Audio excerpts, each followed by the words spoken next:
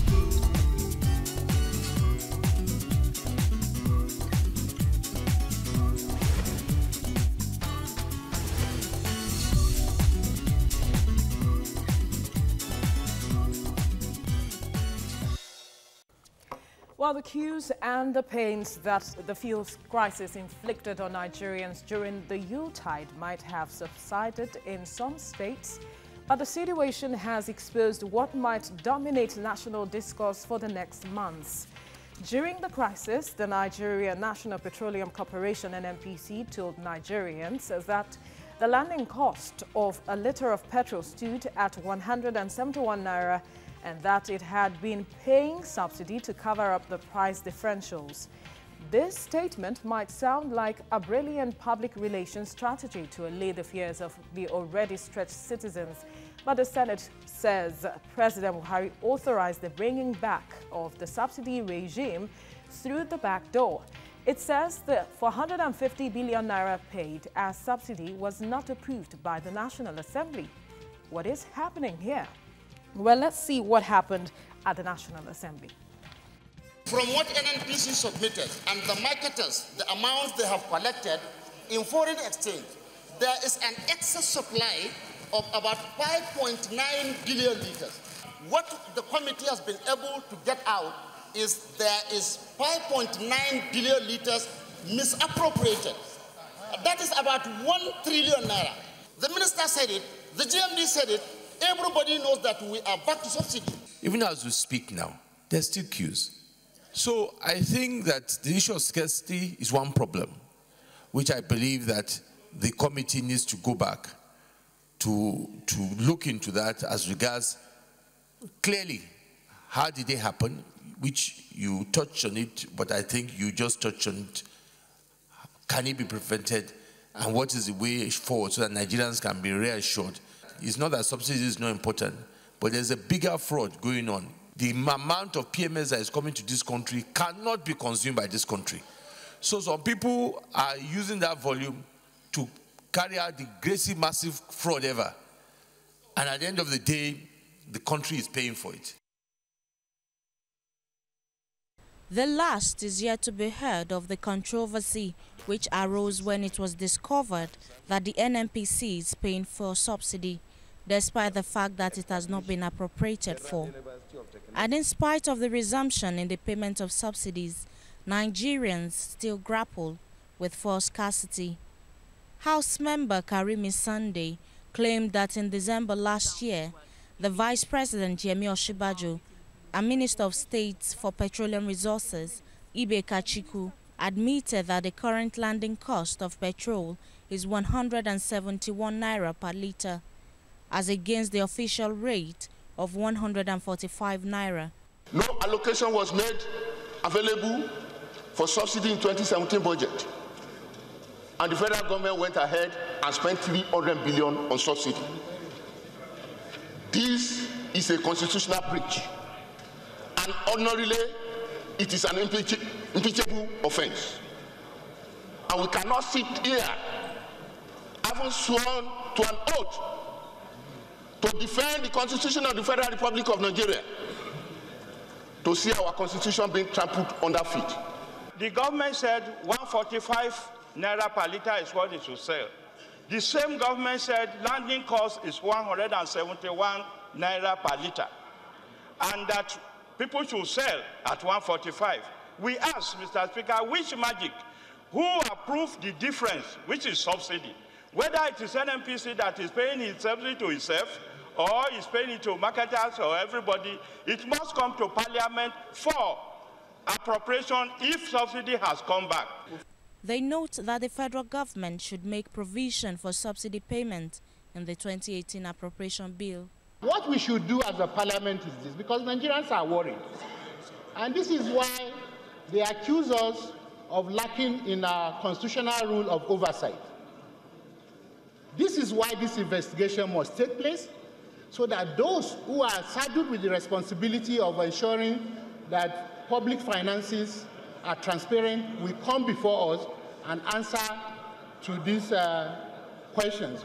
The House has summoned the Minister of State for Petroleum Resources, the GMD NNPC, as well as the Executive Secretary of the Petroleum Product Price and Regulatory Agency before the House Committee on Finance and Petroleum Downstream to account for the monies expended on the subsidy payment from January 2017 till date.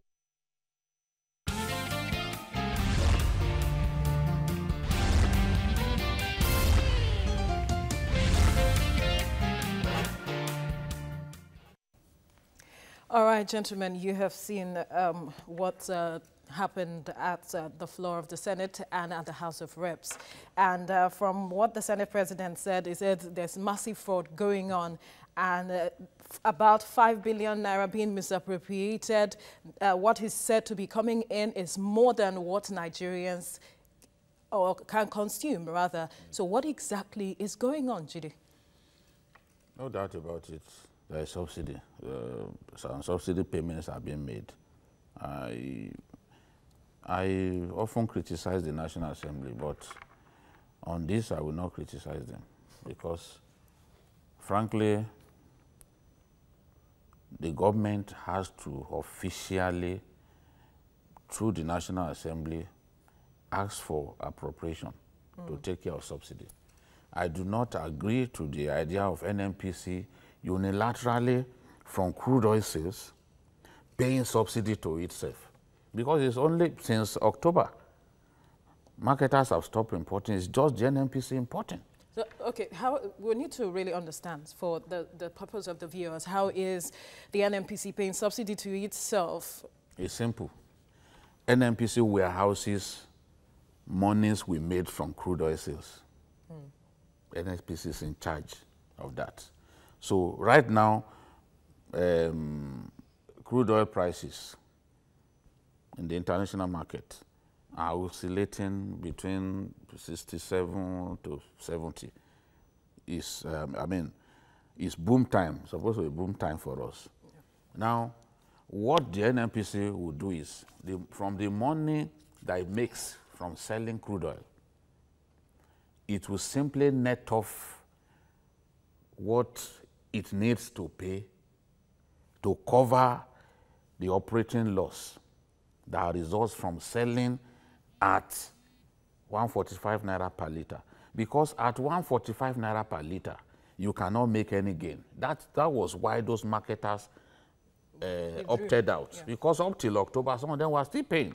Yeah. Were still bringing in products. There are some Nigerians who thought that since the beginning of 2017, marketers stopped bringing in products. It's just sheer ignorance. These people stop bringing in products the moment the price of petroleum products, of crude oil in the international market went up. It simply meant that at the new price regime, they cannot make any profit. The only way you can get them to bring products at that new price is to either give them forex at concessionary rate or just admit that you are bringing back subsidy. But you know, the last administration was condemned about subsidy. I even heard our president say, who is subsidizing who? as if subsidy does not exist, as if it's just, it exists on paper and some people just deal with it. And we've had people like the Emir of Kano say, why should we be paying subsidy just to reach a few people? Now, if you can't get marketers to operate in a decent manner, bring in products, deliver products brought in, and not use documentation process in Abuja to go and deliver vessels in Benin Republic where it gets sold to in the black market. If you can't guarantee that, must the rest of Nigeria suffer? So because we were unable to ensure transparency along that line, we decided that, okay, we are not going to pay subsidy anymore. But unfortunately for us, and I've always said it, that every time the price goes up in the international market, it's completely out of your hands. So the moment, you know, the price was stable for some time, but the moment it went up, subsidy must return. If you must get marketers to remain, to continue to bring in product, then you must either agree to the return of subsidy or simply allow them to get access to forex at a heavily, at a concessionary rate, like maybe 240 at the current price. If you give them forex at 240 naira to $1, they can do this business. They can still bring it in. Right. And this problem of supply disequilibrium will be out of it. But we didn't want to do that. So what the NNPC has been doing is to look at from crude oil sales, the hefty, we are making money now from crude oil sales. So from the crude oil sales, they will simply take what they will use to pay subsidy. They will quickly take it from what they sold in the international market. I hope you get the point that I'm making. So they will simply net it off. Now, the National Assembly is saying, no, you cannot spend all that money on subsidy without getting the National Assembly to set it aside. So if the National Assembly sets it aside now, we know that we are back to subsidy regime. You understand? Then somebody has to monitor. It is not an NNPC that is a cesspool of corruption, probably the most corrupt entity in Nigeria, that we will leave them alone to on their own determine what they sell. And you know, even 90 has been complaining that this NNPC, they only remit money to federation account when they like. So it shouldn't be this NNPC that will unilaterally decide when, I would unilaterally decide to pay subsidy to itself. Somebody must say, okay, for this year, subsidy payment is 1.so trillion.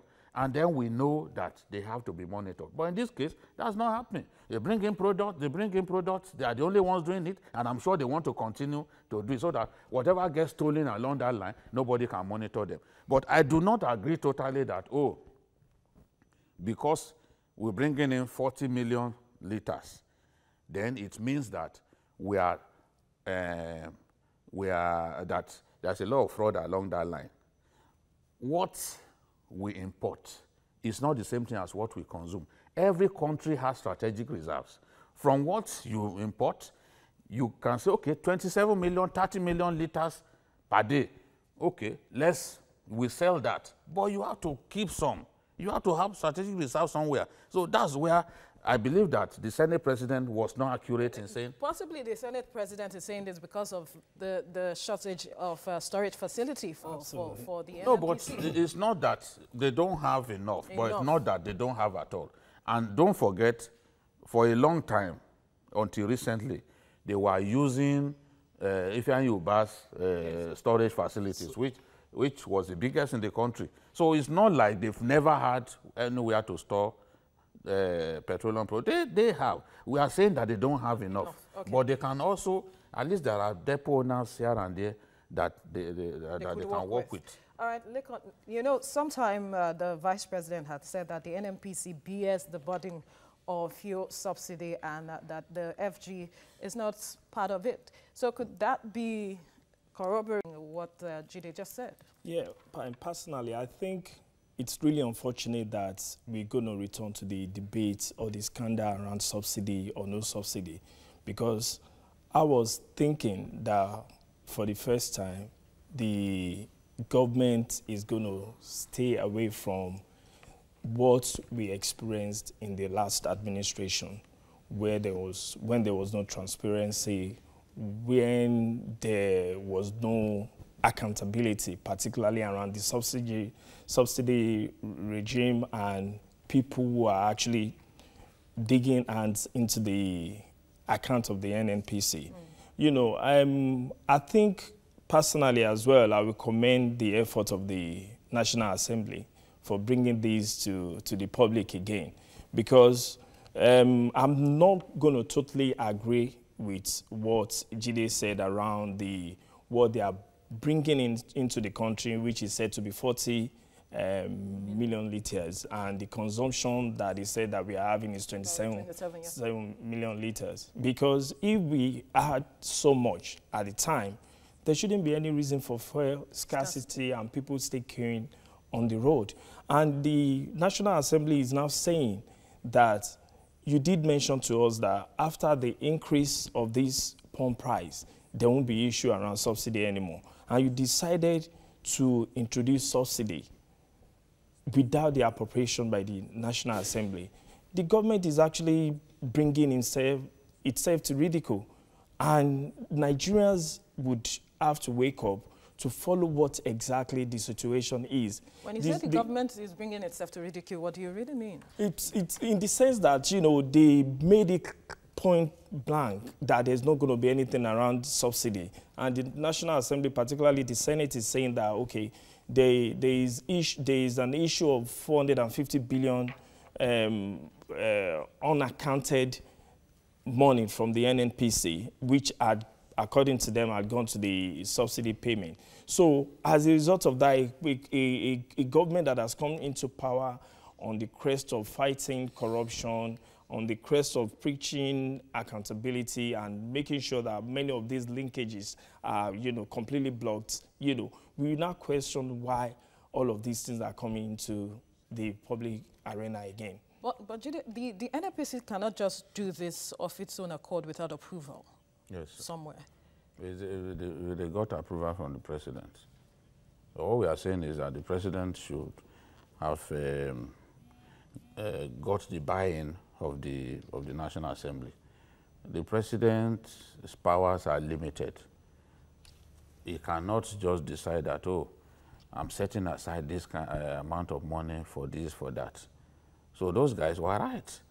Yes, he knows the implication of raising fuel prices again. If Buhari raises fuel prices again, he will not be re-elected. That's a fact.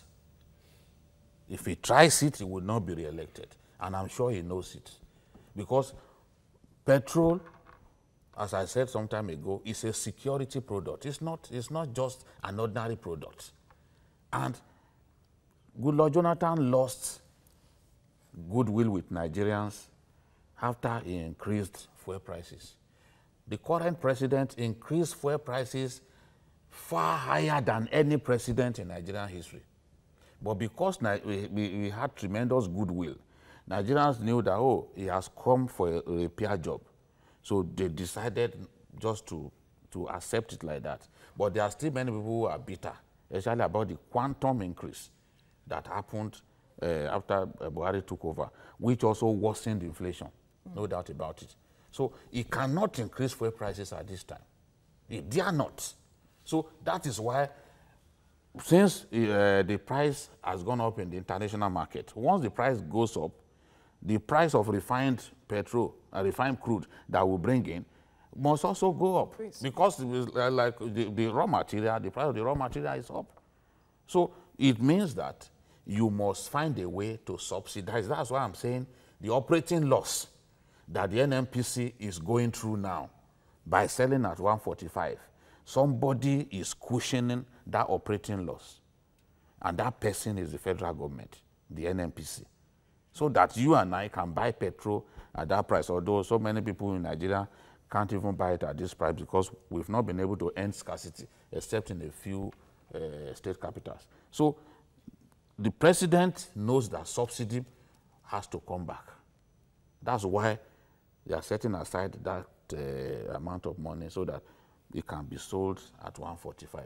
And going forward, if we still want to remain, continue to sell at 145, then get CBN to make forex available to marketers so that they can bring in more product, because NNPC cannot handle it alone. Even the DPR officials during the Senate hearing, they confessed that if NNPC were left to handle this thing alone, then the scarcity will not end, because in just 1 month of NNPC handling importation alone, we face crisis. So that is the solution. Subsidy has come. I don't think these guys are against subsidy. The only thing that Saraki and others are against is to begin to make subsidy payments without a recourse to them. Then they need to know who even the volume of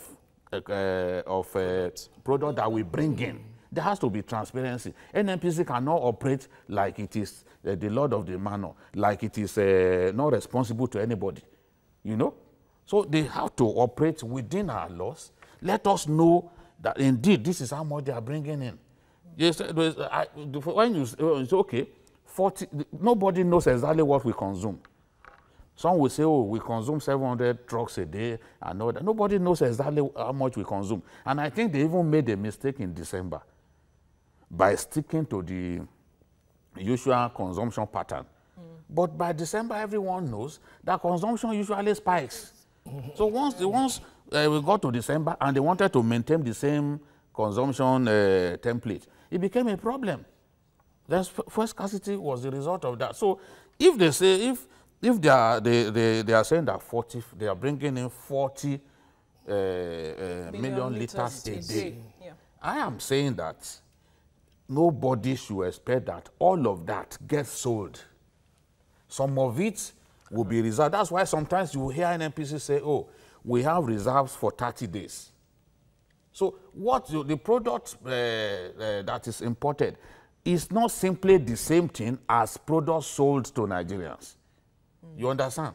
Part of it will be in the reserve, so that in case there is crisis, we can fall back on the reserve. Our country is probably the only country that doesn't have sufficient strategic reserve.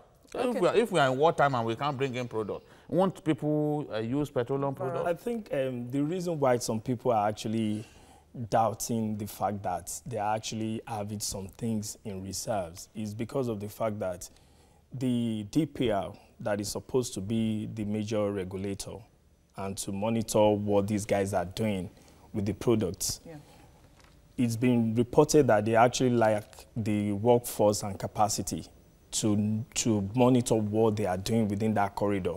That is the reason why they said, even when we are being told that about 40 million liters, you know, of petrol is taken into the country, who knows the quantities that are actually getting out of the neighboring countries, which they are actually using as part of the scams that had been reported, you know, previously. I think one important thing that has equally come out of this thing is the efforts of the National Assembly on the passage of petroleum industry governance bill, you know, because this is one piece of legislation that is going to address many of these issues about the power of the president to unilaterally, you know, approve subsidy or payment in this kind of instance.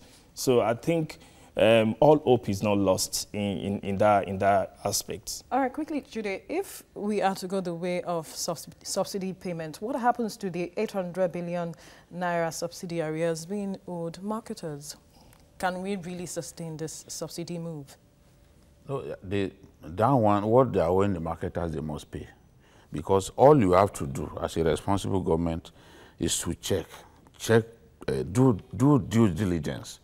Did these guys bring products in? And I don't think that marketers can steal all of that.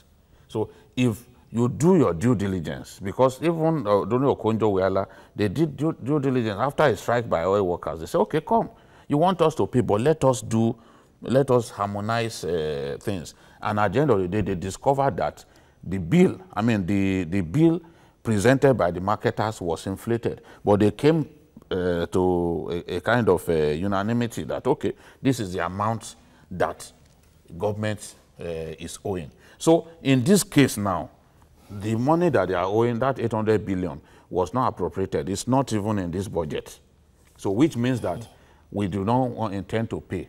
All we are trying to do is to see whether we can put these marketers, put them aside and let NNPC do it alone. But it's obvious NNPC cannot handle it alone. The failure of the NNPC to do it alone successfully after just 1 month was what caused the Senate probe. And at the probe, we had all kinds of things. Even when Mekanti Baru claimed that 4,500 trucks were diverted, the president of NATO came out to say, you lied. Yeah. 4,500 trucks were not diverted. What happened was that because you wanted trucks to go and offload quickly, the due diligence that ought to be done, you didn't wait for them to do such due diligence. So in your record, it looks like, okay, these trucks went out. But it was PPMC officials who said, no, there are queues that we need to clear. Go out, just don't wait for all of this documentation and all that. Just go and supply those filling stations. That was what happened. And then the GMD of NNPC, who knows in his heart of hearts that it was supply issues that caused the problem, routinely lied to his country, men and women, by saying, oh, it's diversion, it's this, it's that. If you go around Lagos now, you walk into a filling station and buy fuel. Are they saying that in Benin Republic, diversion has stopped?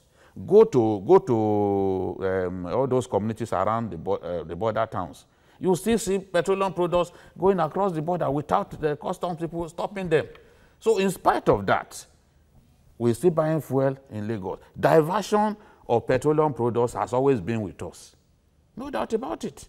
But you can't use that as an excuse when you have not done your own work well. The DPR officials confirmed from going around depots that supply was not enough. We had them on tape. We played them on tape. The Minister of State confessed that they had supply shortages. Yet they continued, the GMD continued to say, oh, some people diverted. The president also, during his speech, apparently misled, came out to say that the fuel scarcity was caused by diversion, was caused by hoarding and all that. So, but I just hope that with good policies will come out of this. I don't particularly enjoy it when even the president gets attacked in this way. You know, those senators know that whether we like it or not, we can't increase fuel prices at this time. So the subsidy regime must come back. The president has not done anything wrong by subsidizing the product. Elsewhere, even in Thailand, they subsidize rice now for the farmers so that you can keep them in business. So subsidy must come back. It's not a crime for Nigerians to buy petrol at a subsidized price. All right. We need to move on now. Senator Akwa Ibom denies rift with Governor Udom Emmanuel. Stay with us for details.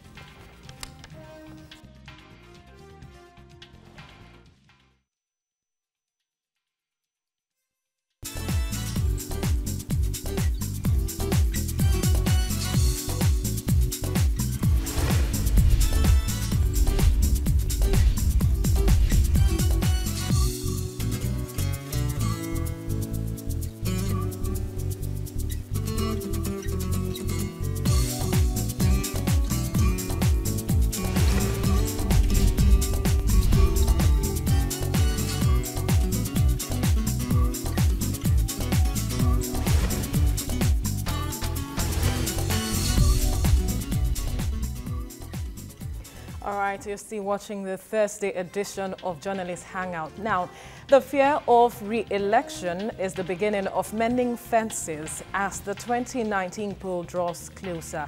Political gladiators in Akwa Ibom State have decided to let go their differences.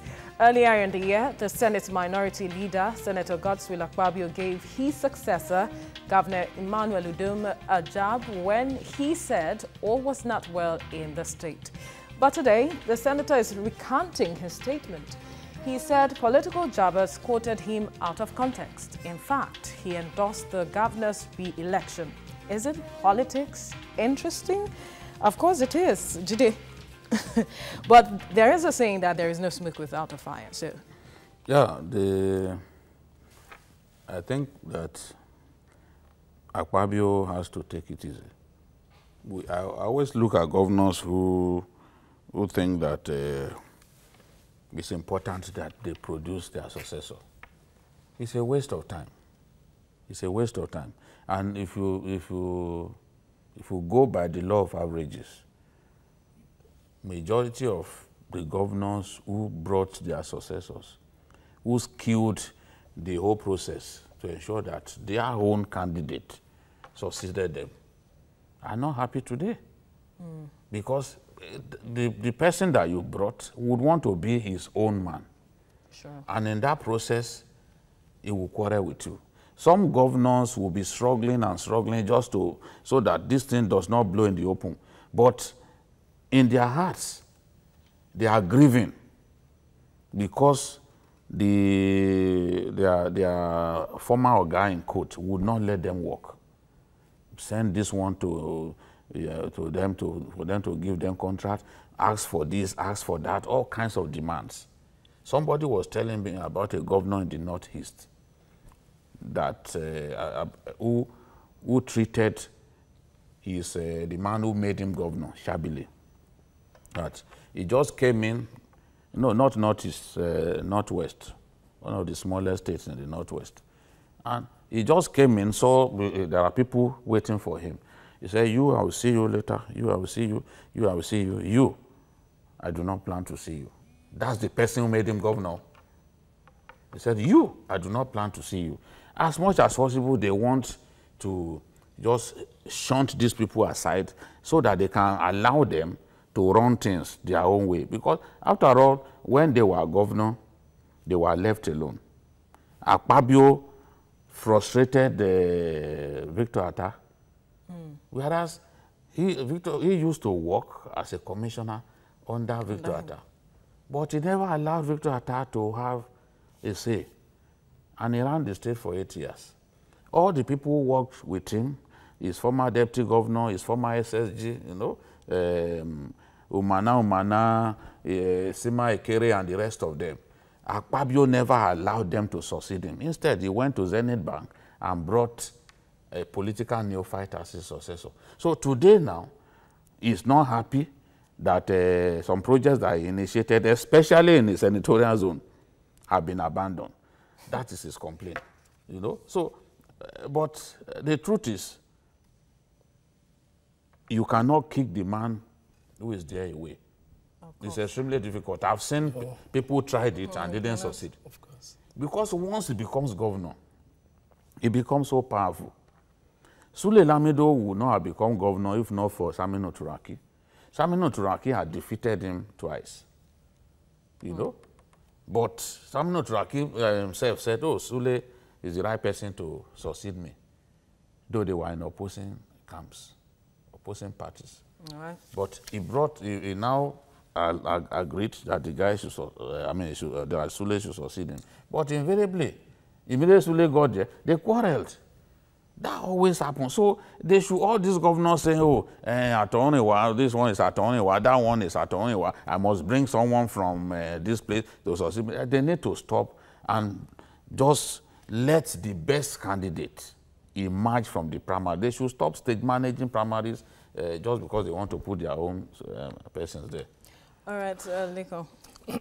When I see the fights of a godfather and a godson, I don't really get bothered because, you know, there isn't anything that's going to come out of it. If the fight is based on... But the people suffer. I'm coming. If the fight is based on developmental costs, you know, you now begin to wonder, you now begin to rally people around to support a particular, you know, individual against another. But unfortunately, people will continue to suffer because when these issues started, I think it started in during the New Year, you know, get-together, where Akwa Ibom stated that the current governor, who was his SSG, was not really doing much to develop his senatorial district. So as a result of that, it's probably going to be a prerequisite before it can garner support from that senatorial district. And something came out of it. I think one of their supporters was holding the fact that Akwa Ibom, who emerged at the time from, I think, Ekotepene senatorial district, the current guy is representing Eket, and is supposed to be after this guy is supposed to be the position of the slots, or according to the rotational thing that they're doing, the BBOs from Uyo. Yeah. So one of the supporters is now saying that, oh, Akwa Ibom is trying to play politics because he's got another individual in mind. So that would rob the people of BBOs.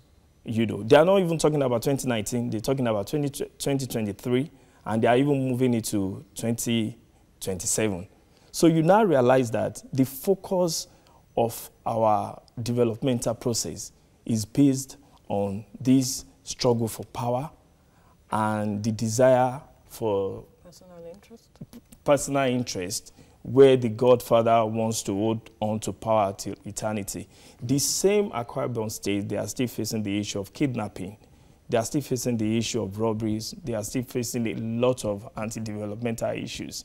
And nobody is paying attention. Nobody is fighting each other on that. They are only fighting on the control of the state treasury, which is really, really unfortunate. And that's the reason why I say, when they are getting at each other's neck, I don't really, you know, get bothered around that subject. But some have said that it's towards 2019 that all of this is happening for. Yeah, because even Akwa Ibom said it, that if anyone tells you that there's no problem, don't believe that person. That 2019 is around the corner and the people will ask questions, you know, before they decide who to vote for.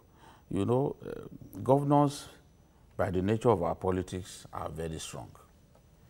Akwa Ibom at this stage can't do anything to Udom Emmanuel. If he thinks that he can kick Udom Emmanuel out, Udom Emmanuel will go and join the APC. Already there's even speculation that he's one of the governors from the PDP who have soft spots for the president. There are a number of governors like that who have soft spots for the president, you know. So if you harass them too much, they will go and join the APC, which will even make the APC stronger and make life more difficult for the PDP that wants to regain power. So he knows that he has to play this thing cool. Once you leave power, you've lost so much. I remember interviewing Sule Lamido once, and he told me that, look, it is this seat that I'm sitting on that made Saminu Turaki to be so strong. Now I'm on this seat. I'm going to use this seat to make him an inconsequential politician. And he ensured that Saminu Turaki could not win the Senate election. So he ran that state successfully. He ran things. He ran the show. Nobody could stop him for 8 years. So that is the thing. That guy, Udom Emmanuel, is holding that position now with all the powers that come with the position. So you let him just let Akwa Ibom just accept his fate as it is. He won't be the last godfather that will bring someone who will go against him. So he should accept his fate, because if he stretches his luck, beyond the natural, then he may even pay by losing the election himself. Okay, let's move on now. Getting police protection freely comes to mind to ward off the menace of kidnappers in Nigeria. But the story of an American and a Canadian who were kidnapped in Kaduna State on Wednesday leaves one pondering about the guts of the dead devils in mosques. Reports say unknown gunmen attacked the foreigners, shot 2 police officers dead, and successfully implemented their plan. How best can Nigeria tackle the menace of kidnapping? You talked about something that kidnapping has become a recurring decimal in Kaduna State, Judy, while we were off the air. And now this is happening. Honestly, Kaduna is fast becoming the capital of sophisticated kidnapping in Nigeria. There's no doubt about it. Nearly every week, the police parade criminals, kidnappers arrested along that road. If you could quickly hold the thought, we have a caller on the line. Are you there?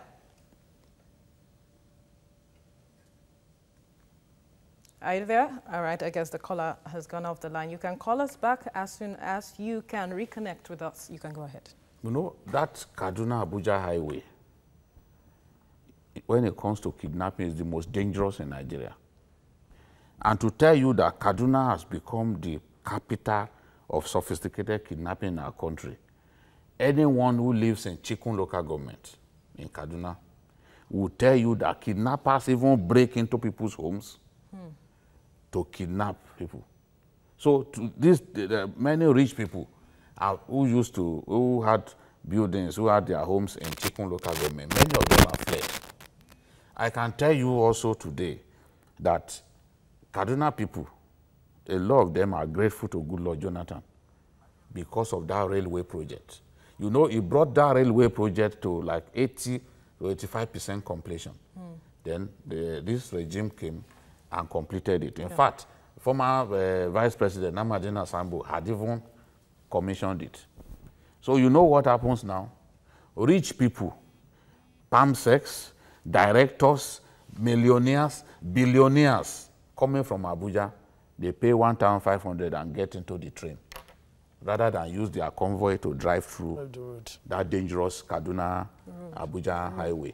So they was come down at Rigasa, a poor people's enclave. That's when they come down, just because they don't want to risk being kidnapped. You can see with what happened, these people that were kidnapped, these foreigners, they had a police escort. Yeah. But they killed the policemen. They killed the policemen and took them away. That's why it's risky to gamble on that highway, because the frequency of kidnapping on that highway, honestly, I don't know any other highway in Nigeria that's as dangerous as that. The governor, El-Rufai, promised in 2016, March 2016, that he will make Kaduna safe, he will banish kidnapping. He said that in Kachia during one event there. I'm waiting to see how El-Rufai wants to do that. Because in the last few months, this thing has really escalated. The IG has tried, even replace policemen that they put on that highway. But it has become a sophisticated business on that highway. All right, we have Kayode calling from Ilorin. Are you there? Go ahead with your contribution. Sorry, I want to contribute about the fuel subsidy, the occurrence of fuel subsidy. Okay. So Nigeria has been calm with President Muhammadu Buhari because of the good faith we have in him. But I think this is the high time he should be summoned by the Assembly as the Minister for Petroleum to come and give account on why the sudden reoccurrence of subsidy without approval. How much has been spent on the subsidy and what's the way out to the current scarcity of PMS? All right, Kayode, are you done? Okay. Hello? Yes? Is that clear? Yes, thank you. All right, now, back to you. I think the Kaduna government has got its job cut out for it. Very recently, the governor was battling with the issue of education where teachers were sacked. I had a funny experience, I think sometime last year, when the Abuja airport was shut and people had to travel to Kaduna. You know, and about the time they were having an economic summit in Kaduna. So we had a few business personnel, individuals coming into the States, you know, to attend the summit. And some people were also traveling to Abuja.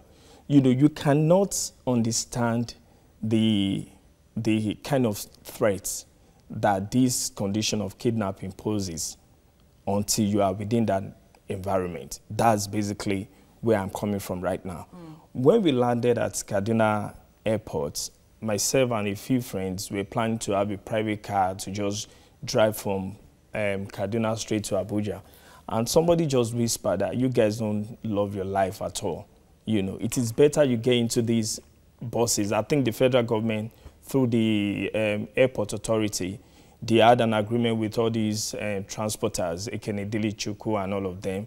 And everyone would have to get on the bus and, regardless the condition of the bus. But what you will get is the fact that you will get about 3 escorts in the front of the bus, and you will have about 3 coming behind you, right from Kaduna to Abuja. You're not going to stop on the way.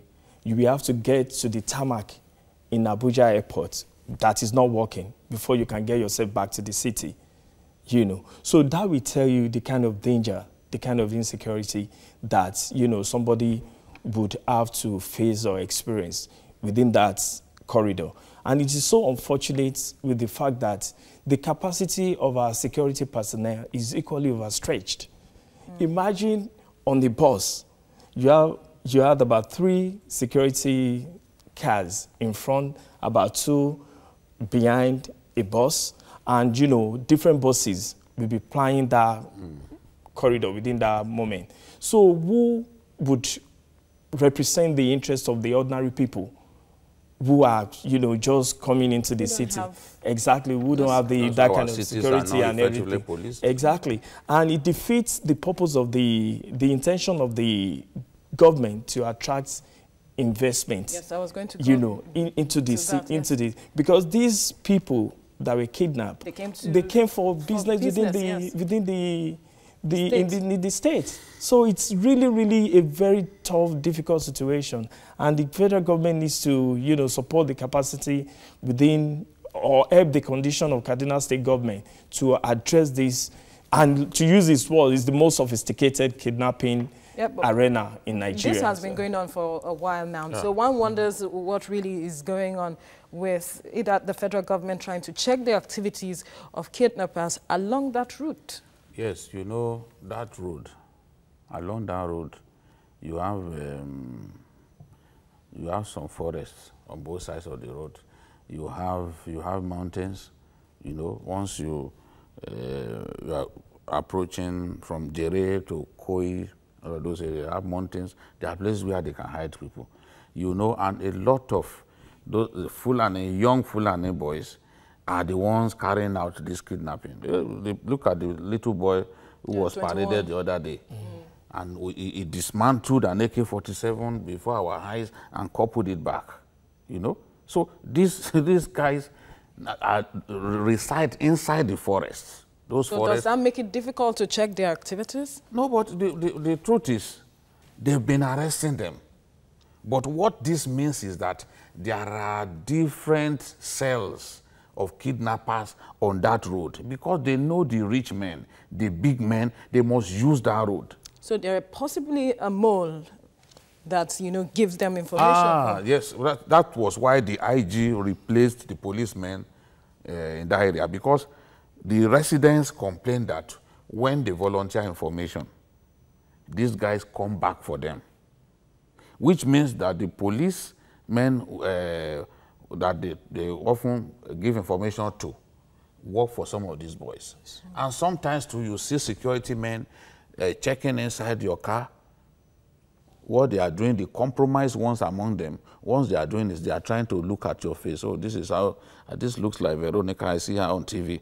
They will go and give information to those kidnappers. You just see that by the time you get to maybe the next town, they will descend on you and take you into the bush. So that is the thing. It's a massive operation that can bring an end to this reign of kidnappers along that road. And the government must deploy all the resources that it can marshal, just the same way they did in Aba. Aba used to be a kidnap capital of Nigeria. But during the last administration, the soldiers were pumped into Aba. They descended on the forest around Aba, and the kidnapping in Aba came to an end. So I want to see a serious military operation in which special forces will be involved in which the DSS will be involved in, and the IG special team will be involved, so that they can make that highway safe again. All right, I hear we have a caller on the line. Are you there? Yes, I'm there. All right, go ahead with your contribution.